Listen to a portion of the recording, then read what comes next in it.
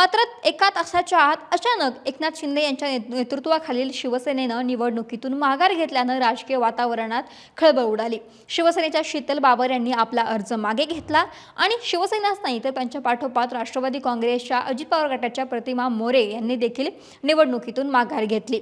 इकडे उपाध्यक्षपदाच्या निवडणुकीमध्ये सुद्धा असंच काहीसं चित्र पाहायला मिळालं। भाजपचे जयराज पाटील आणि काँग्रेसच्या विद्या कुंभार यांनी सुद्धा आपले उमेदवारी अर्ज मागे घेतले। त्यामुळे लढतीचं समीकरण पूर्णपणे बदललं। या सर्व घडामोडींमुळे दोन्ही पदांसाठी थेट आणि स्पष्ट लढत झाली। अध्यक्षपदासाठी राष्ट्रवादी काँग्रेस शरदचंद्र पक्षपावाच्या संगीता पाटील आणि भाजपच्या स्वप्नाली मासाळ यांच्यामध्ये सरळ सामना रंगणार हे स्पष्ट झालं। या दोन्ही उमेदवारांमध्ये चुरशीची लढत होण्याची शक्यता व्यक्त करण्यात जात होती।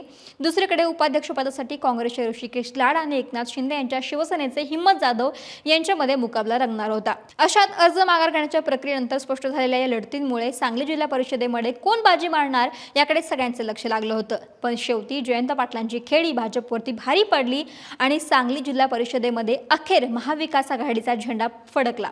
सांगली जिल्हा परिषदेच्या अध्यक्षपदी राष्ट्रवादीच्या संगीता पाटील यांचा विजय झाला तर काँग्रेसचे ऋषिकेश लाड यांची उपाध्यक्षपदी निवड झाली। लाड यांनी महायुतीचे हिम्मत जाधव यांचा पराभव केला। सांगली जिल्हा परिषदेवरती महाविकास आघाडीचा झेंडा फडकवल्यानंतर जयंत पाटील यांनी प्रतिक्रिया दिली जी खरं तर बोलकी होती। त्यांनी असं म्हटलं की काल आम्ही सत्ता स्थापन करू याबाबत शंका आली, त्यामुळे आम्ही माजी खासदार संजय काका पाटील यांना भाजपकडे पाठवलं।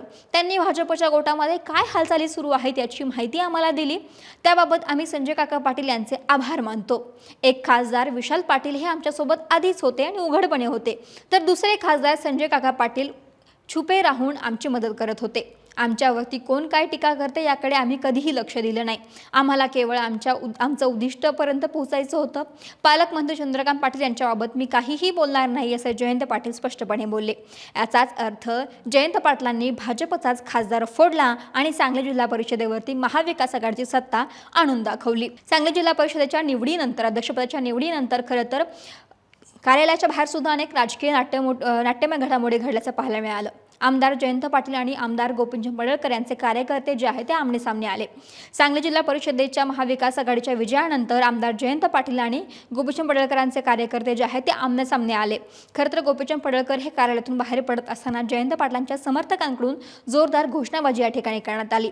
जयंत पाटलांच्या विजयाबरोबर आता कसं वाटते, गारगार वाटते अशी घोषणा देत जयंत पाटलांच्या कार्यकर्त्यांनी जे आहे ते गोपीचंद पडळकरांना डिवचल्याचं पाहायला मिळालं। यावेळी संजय काका पाटील यांच्या चेहऱ्यावरती असणारं हास्य सुद्धा कॅमेऱ्यामध्ये कैद झाले। खरं तर हा सगळा